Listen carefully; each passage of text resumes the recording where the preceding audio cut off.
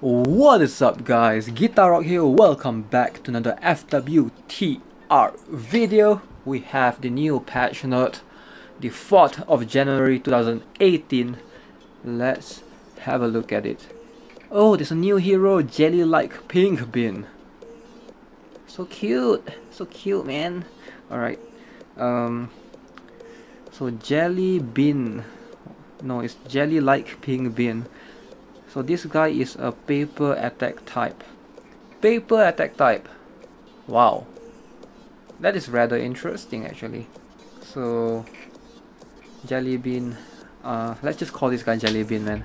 Jellybean will be competing with Rizel, Carrot and the likes. So that's going to be a hard part.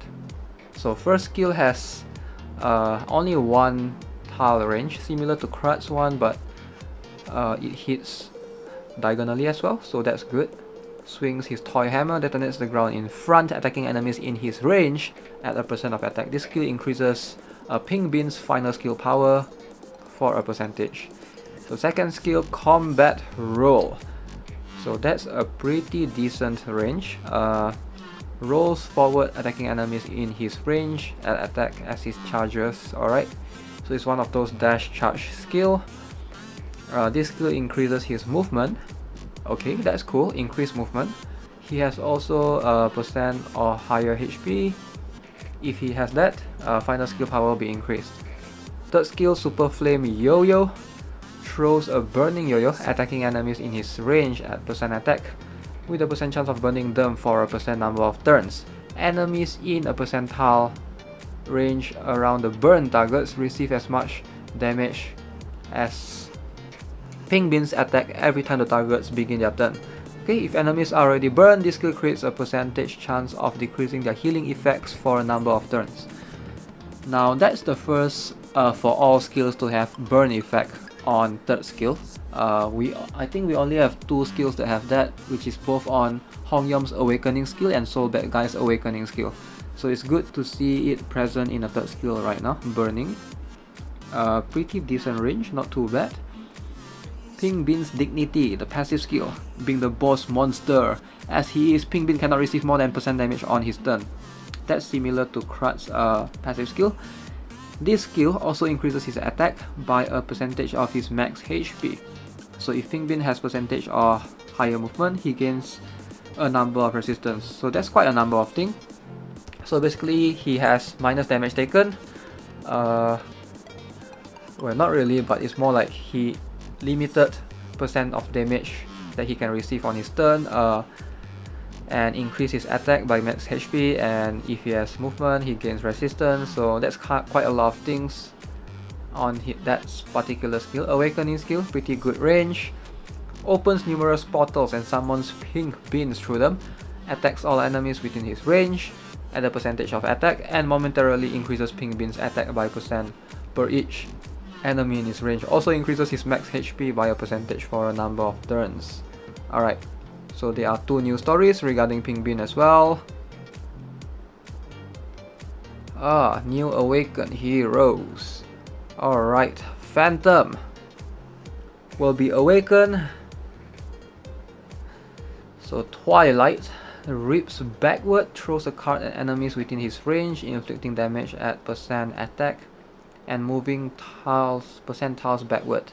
Alright, if Phantom has one or more buffs from active skills, ignores enemy defense. If two or more, his attack increases for a number of turns.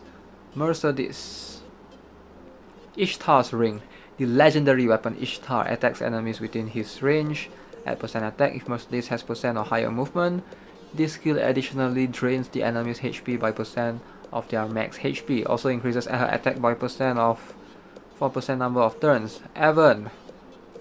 Alright, Dragon Master. Mare breathes fire, attacking enemies in his range. Skill also inflicts defense ignoring damage per 1 stack of charge that Evan has. Oh no! What does it mean? Evan is a charge hero now? Oh, that's bad. I don't like charge heroes. Come on. They are reworking Evan now? Man, we need to have a look at his skills.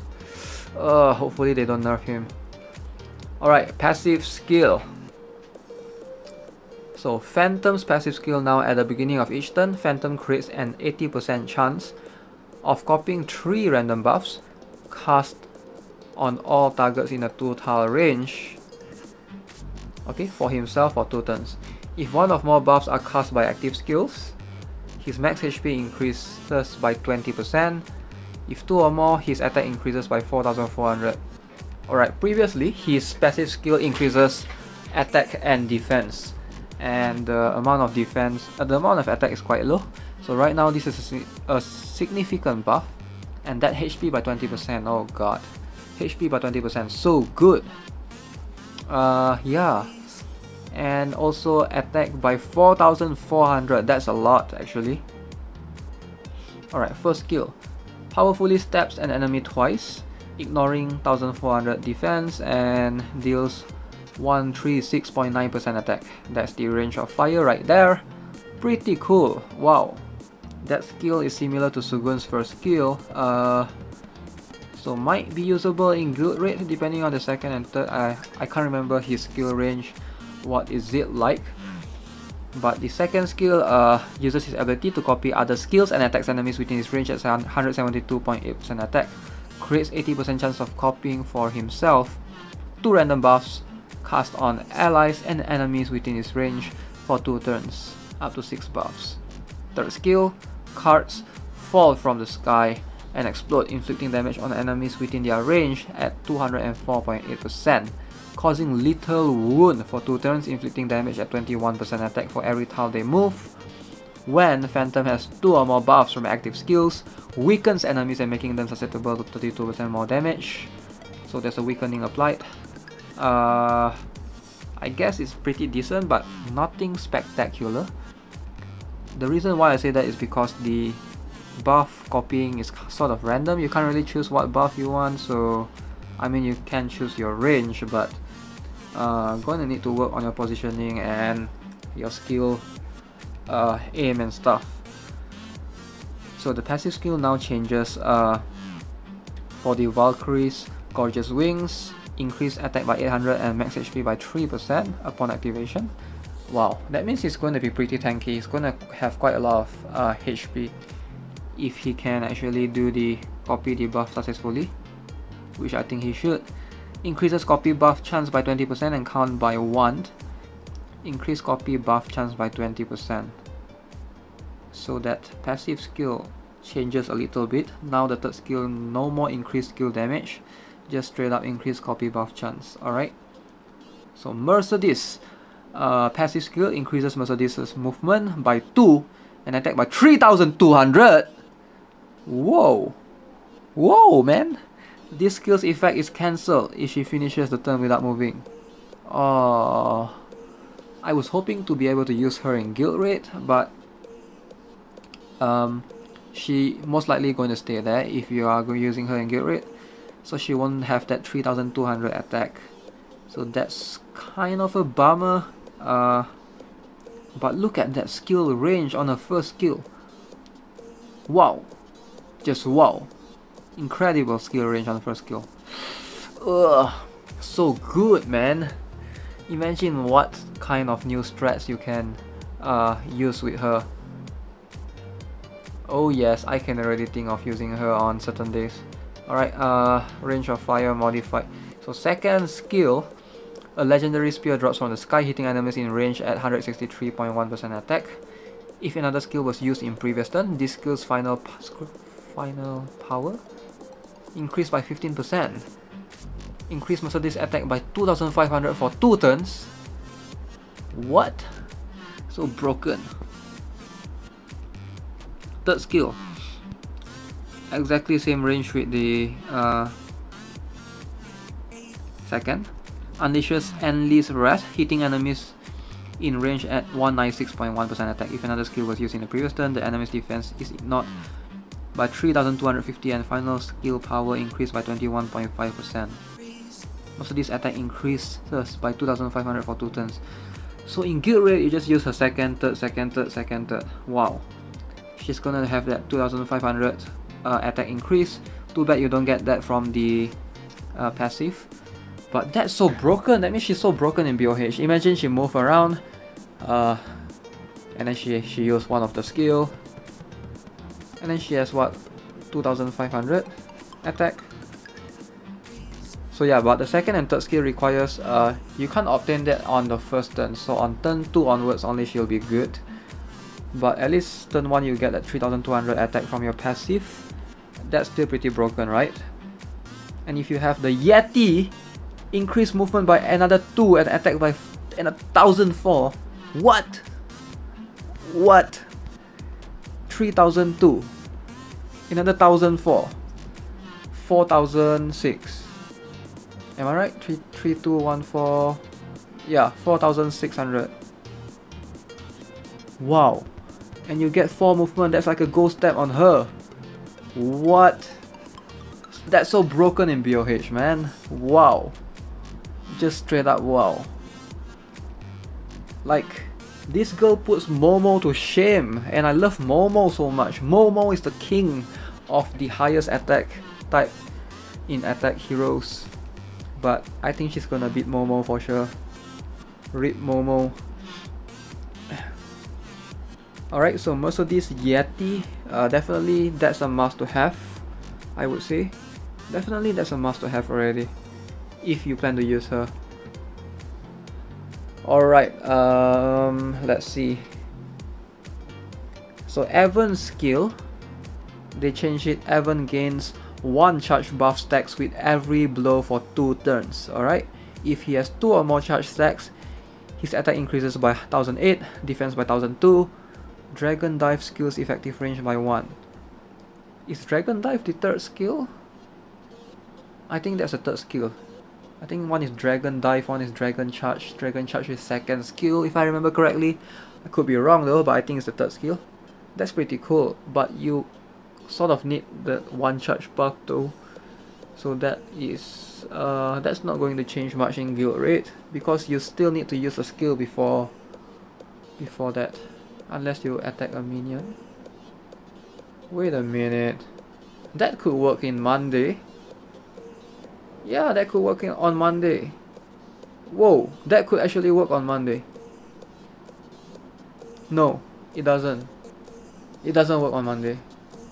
Yeah, it doesn't. Once the minions disappear, then you don't use fire support. I'm trying to imagine it, but I don't think it will work. 1025 onwards, no minions, because it only lasts for 2 turns, you see. So still pretty strong, I think. That attack by 1800, wow. Now I like it. I thought they were going to change it to a different type of charge, but now this is a good way of doing it.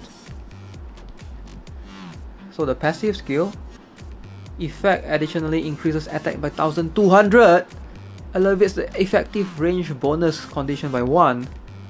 So that means that instead of 1008, now the attack increased by 3000, and you only need 1 charge buff. 1 charge buff stacks with every blow for 2 turns. If 2 or more charge buffs. If 2 or more charge buff, that means that now reduced by 1 if 1 or more charge buff. Alright, that's pretty broken, I would say. Alright, Lost Island Phantoms Island Event Dungeon. Maple Story collaborations in Event Shop. You can buy Evan Gene Fragments. Make sure you buy it, man. Maple Story. This event don't come often. If you are new to the game, please spend all your genes, all your special coins, just purchase them. Alright, then we have this on the event shop. This is not that useful, to be honest, but if you want, you can get it. It's a free set anyway, but get the costume for sure. Alright, so the Marine Boy Evan, make sure you have that. Make sure you guys actually get Mercedes through the ancient coins. You can purchase it 20 times per day. So do remember that if you are new to the game, make sure to buy Mercedes Gene Fragment. Very important, or else you'll be missing out on her. Expedition Gene Fragment drop event. What is this? So you can obtain Mercedes Gene Fragments in Expedition. Alright. Expedition Great Deal event. So Expedition duration time reduced by 30%. Ancient drop coin drop rate double. Cuckoo box drop rate triple. Alright, cuckoo box are quite rare to come by, so doesn't matter if they're triple or quadruple. Won't really make much sense. Alright. Then we have the Pink Bin special box, where you get a special pink bin, which is the equipment, or you can get the Cyborg Pink Bin costume, whichever that you want. So Pink Bin's equipment decrease all incoming damage by 10% while you are standing on the field tile. So that is pretty decent, but I guess it's quite hard if enemy has Waryong or Hongyom or whoever that can change terrain. So I would say that's not too amazing. Maybe on certain maps could be useful. 3-piece set effect, increase attack by 60% for the first 3 turns. Enemy debuffs cast on the wearer create a 70% chance of also affecting their casters. Alright. 70% chance is quite low, to be honest. But if it's 100% chance, it's broken. Imagine Mei goes up to Pink Bin, Mei disarm Pink Bin. If it's 100% chance, Mei will get disarm herself. I guess 70% chance is okay. It's a pretty decent set item, but we'll have to look at Pink Bin's defense stat. It's only useful if you have the ability to survive, you know. If there's no point for you to purchase this set, if the enemy is going to one-shot you anyway, no point. There's no point in you transferring debuffs to them. You're going to die. No debuffs will be transferred. Whoa! Cyborg Pink Bin. That's cool. Cool, man. Alright, this Maple Story package for Phantom and Mercedes, where you can buy Phantom set equipment and Mercedes set equipment.